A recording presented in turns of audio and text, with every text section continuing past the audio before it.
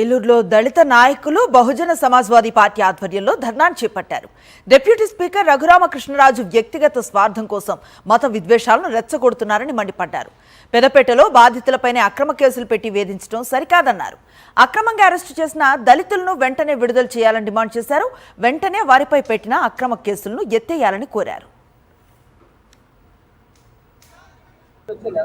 భారతదేశ అత్యున్నత న్యాయస్థానం ఎస్సీలు మతం మారితే కులం వర్తించదని చెప్పిన విషయాన్ని పునఃసమీక్షించాలని, దళిత క్రైస్తవులకు ఎస్సీ హోదా కల్పించాలనే డిమాండ్ తోటి రఘురామకృష్ణరాజు ఏదైతే మతం పేరుతోటి ఆకివీడిలో పెదపల్లిలో ఉన్న దళితుల మీద దాడులు చేస్తూ దళిత దేవత గొంతేలమ్మ గుడిని వేరే రూపంలోకి మార్చడానికి ప్రయత్నం చేస్తూ అతని ఏరియాలో అతనికి రాజుల రామాలయం ఉండగా ఇక్కడికి వచ్చి దళితుల మీద దాడి చేయటాన్ని బహుజన సమాజ్ పార్టీ తీవ్రంగా ఖండిస్తుంది.